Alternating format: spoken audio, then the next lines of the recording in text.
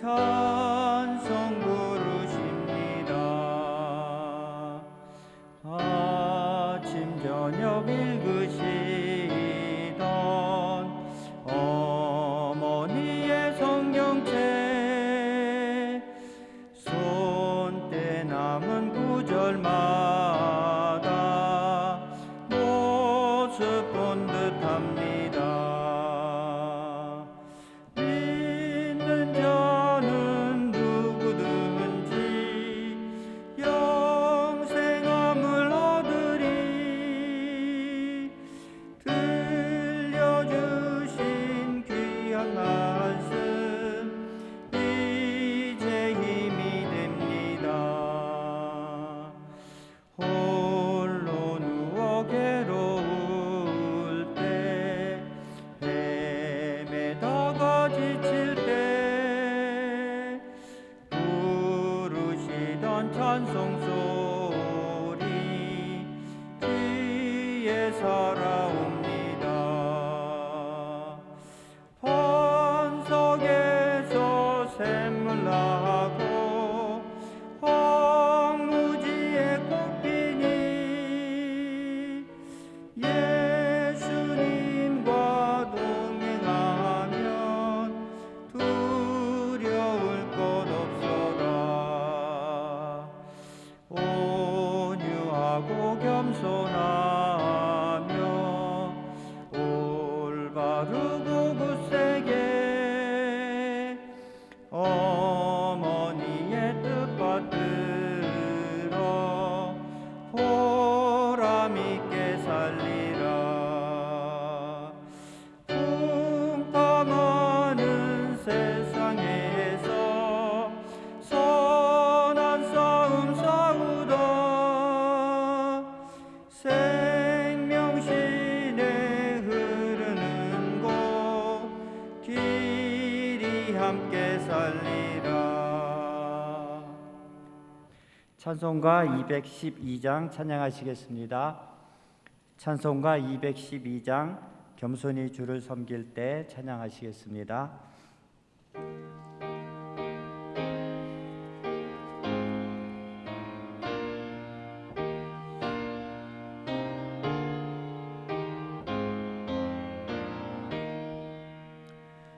겸손히 주를 섬길 때 괴로운 일이 많으나 구주여 내게 힘 주사 잘 감당하게 하소서.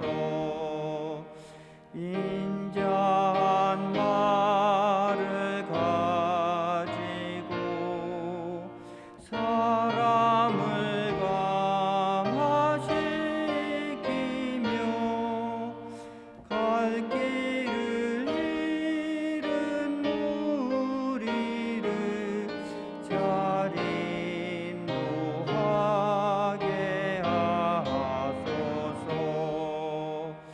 구주의 귀한 인내를 깨달아 알게 하시고 굳건한 믿음 주셔서 늘 승리하게 하소서. 장래의 영광 비추사 소망이 되게 하시며 구주와 함께 살면서 참 평강 얻게 하소서. 아멘. 사도신경으로 우리의 신앙을 고백하겠습니다. 나는 전능하신 아버지 하나님 천지의 창조주를 믿습니다. 나는 그의 유일하신 아들 우리 주 예수 그리스도를 믿습니다.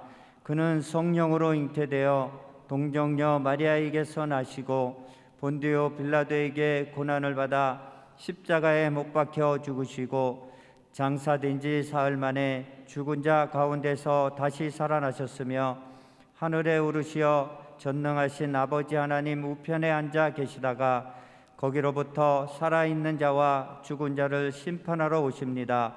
나는 성령을 믿으며 거룩한 공교회와 성도의 교제와 죄를 용서받는 것과 몸의 부활과 영생을 믿습니다. 아멘. 한상권 목사님께서 말씀 전해 주시겠습니다. 네, 이 시간 함께 보실 하나님 말씀 잠언 5장 21절에서 23절 말씀입니다. 잠언 5장 21절에서 23절 말씀, 구약성경 915페이지입니다.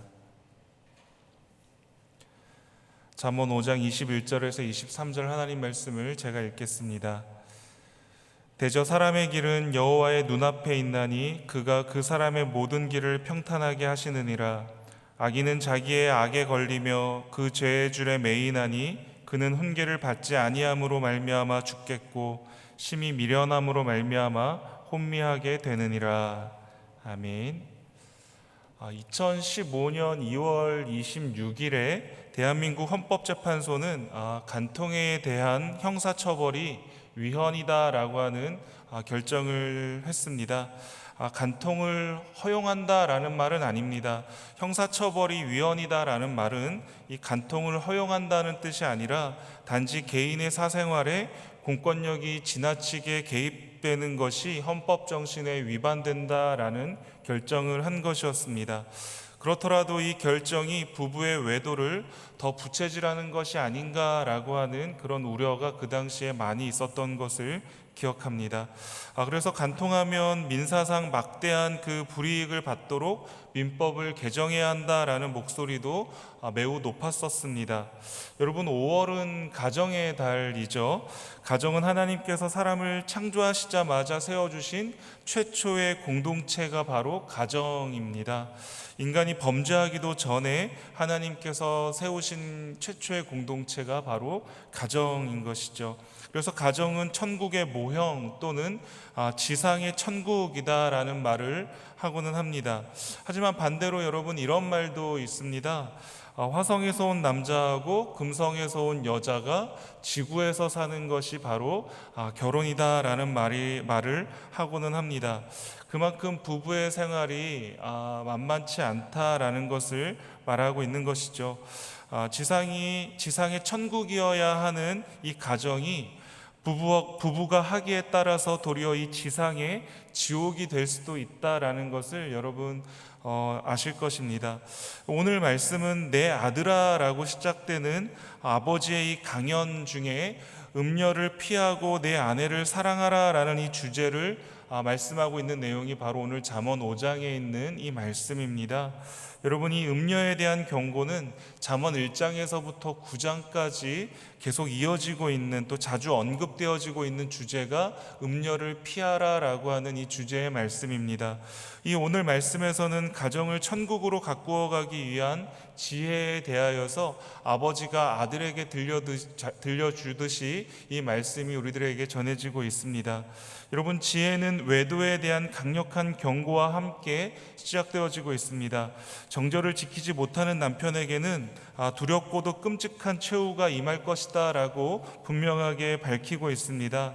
사람들의 존경을 더 이상 받지 못할 것이다 라고 9절에서 말씀하고 있고, 또 10절에서는 경제적으로 핍절하게 될 것이다 라고도 말하고 있습니다. 또 14절에서는 후회와 한탄으로 가득 찬 말년을 맞이하게 될 것이고, 또 악에 빠졌다고 사람들로부터 수치스러운 평판을 받게 될 것이다 라고 말하고 있는 것이죠. 그런 사람은 하나님께서 용납하지 않으시고 또 경제적으로나 사회적으로나 철저하게 무너져 내리는 비극을 안게 될 것이다 라고 말하고 있습니다. 한마디로 패가 망신하겠다라는 말이죠. 여러분, 뉴스를 통해서 유명인들의 이러한 모습들로 인해 몰락하는 모습들을 여러분 보셔서 아실 것입니다. 근데 오늘 본문에서는 이러한 외도를 예방하기 위해서는 먼저 하나님을 사랑하여서 평소에 지혜의 말씀을 가까이 하라라고 권면하고 있습니다. 1절과 2절에 있는 말씀인데요, 5장 1절과 2절에 있는 말씀을 한번 같이 읽겠습니다. 내 아들아, 내 지혜에 주의하며 내 명철에 내 귀를 기울여서 근신을 지키며 내 입술로 지식을 지키도록 하라. 아멘. 하나님의 지혜를 주의하여 귀를 기울이고 마음에 간직할 뿐만 아니라 입술의 말에서부터 지혜를 지켜가라 라는 말입니다. 하나님을 또 21절에 있는 말씀을 보시면 하나님을 사랑하면 하나님을 경외하고 자신의 길이 여호와의 눈앞에 있음을 늘 의식하는 삶이다 라는 것을 21절에 있는 말씀을 통해서도 알게 됩니다. 주야로 하나님의 말씀을 묵상하며 가까이 함으로써 그 말씀이 내 양심이나 영혼을 향해서 소리치도록 하라라는 말씀입니다.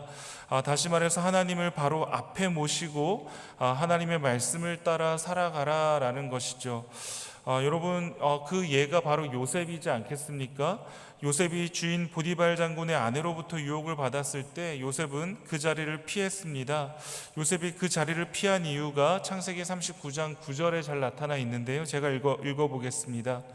이 집에는 나보다 큰 이가 없으며 주인이 아무것도 내게 금하지 아니하였어도 금한 것은 당신뿐이니 당신은 그의 아내임이라. 그런즉 내가 어찌 이 큰 악을 행하여 하나님께 죄를 지으리까 라고 말씀하고 있습니다. 여기서 우선 윤리도덕적인 이유가 보이고 있습니다. 주인의 아내와 어찌 잠자리를 할 수 있겠느냐라는 말입니다. 그 당시의 통념으로도 이것은 옳지 않다는 것이죠. 그러나 이것보다 요셉의 자리를 피하게 된 더 큰 중요한 이유가 있었습니다. 그것은 바로 하나님께 범죄하는 것이다 라는 것입니다. 내가 어찌 하나님께 죄를 지으리까 라는 말입니다. 이것은 영적인 이유였습니다. 이렇듯 요셉은 하나님의 눈을 늘 의식하며 사는 사람이었습니다. 아무도 보지 않는 것이 아니었습니다. 살아계신 하나님께서 보고 계신다라는 사실을 요셉은 알고 있었습니다. 여러분, 이렇게 결혼 생활에 충실하기 위해선 내가 지금 하나님의 앞에 서 있다라는 그러한 인식이 중요하다라는 것을 오늘 이 잠언에 있는 말씀을 통해서도 우리에게 알려주고 있습니다. 그러나 방심하면 하나님의 말씀을 우리는 가볍게 여기고 마음이 흐려져서 하나님의 눈을 별로 의식하지 않게 됩니다. 언제든지 외도의 유혹을 받을 수 있다는 말입니다. 마음속에 언제든 죄를 짓고 싶어하는 욕망이 꿈틀대고 있는 겁니다.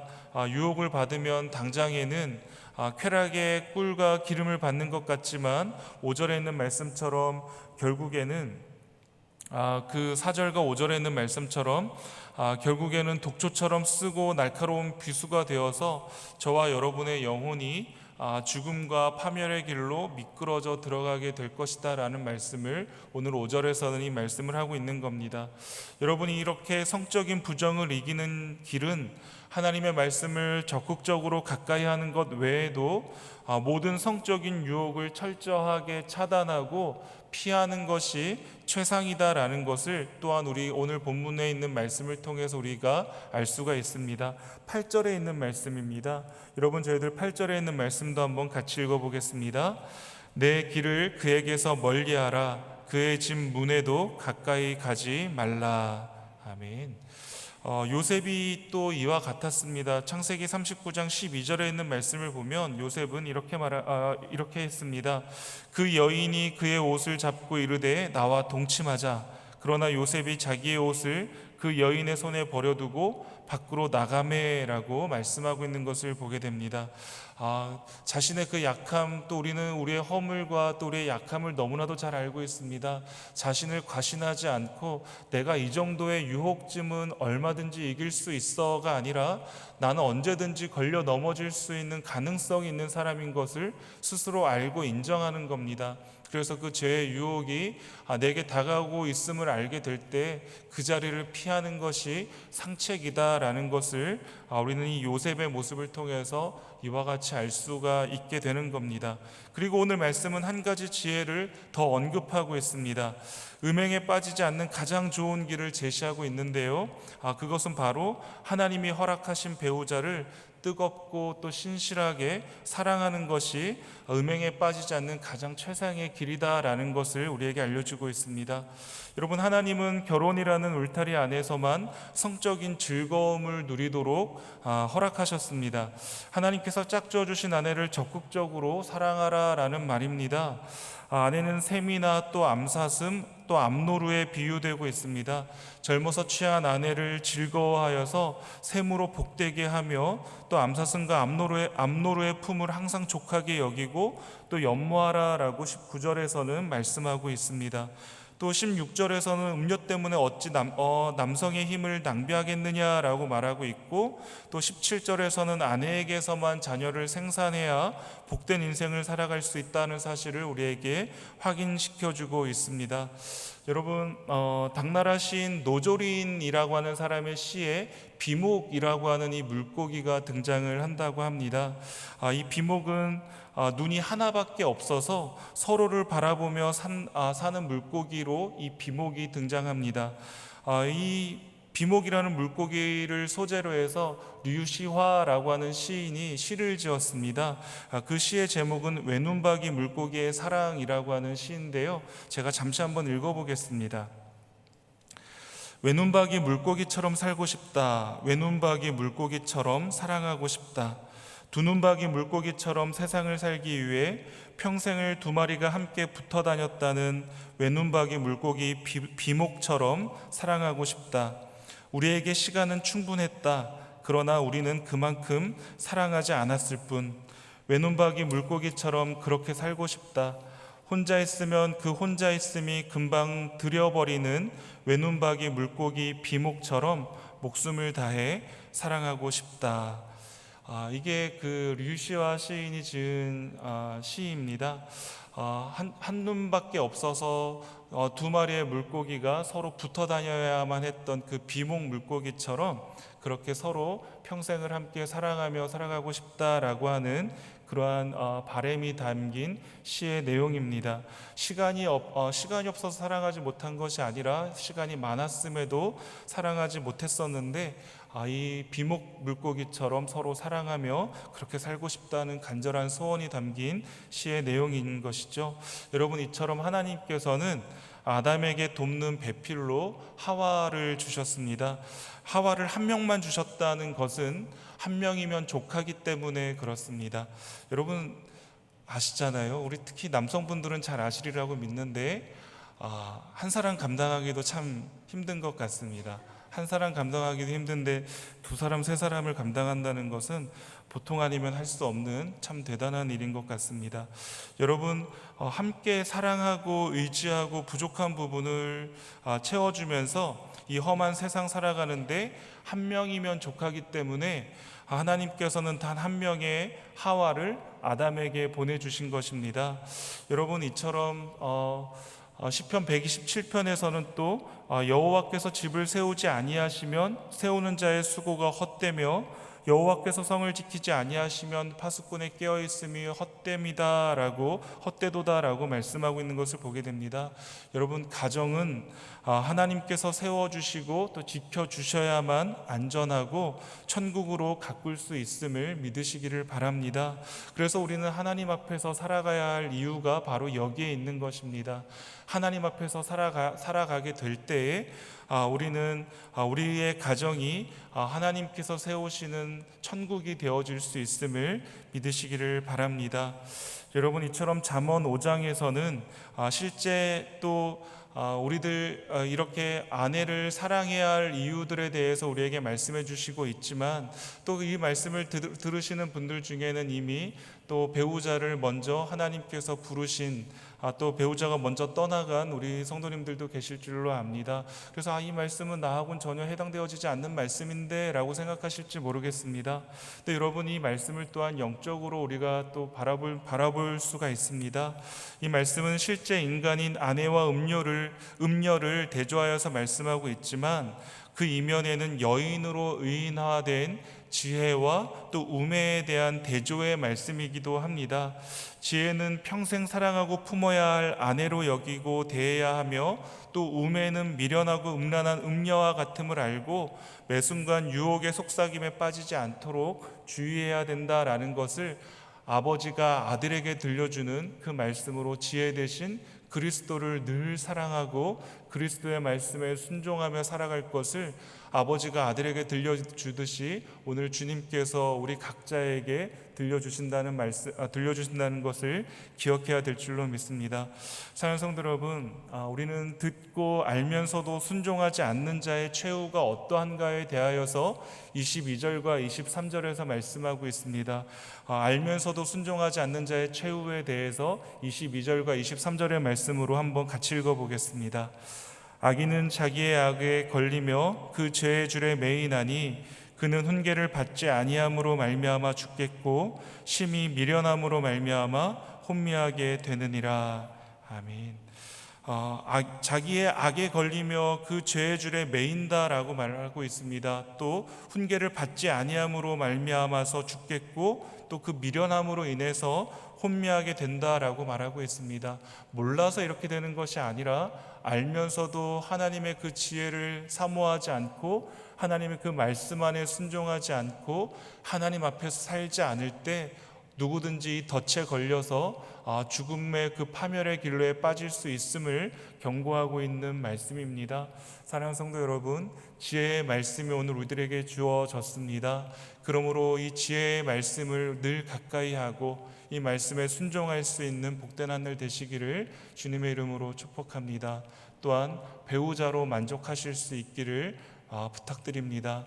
그래서 내 아내를 가장 사랑하게 될 때, 주의 말씀 안에 거하고 있을 때, 또 죄의 유혹이 다가오고 있음을 감지할 때 자신을 과신하지 말고 그 죄의 자리에서 급하게 피하는 것이 우리가 늘 하나님 앞에서 살 수 있는 최상의 길인 것을 알아 오늘도 우리에게 주신 우리의 가정을 하나님 앞에 올려드림으로 우리의 가정 안에서 천국을 맛보고 또 지혜를 사랑함으로 내 삶 속에서 하나님 나라를 누리며 살아갈 수 있는 복된 은혜가 저와 여러분들 모두에게 다 있으시기를 주님의 이름으로 축복합니다.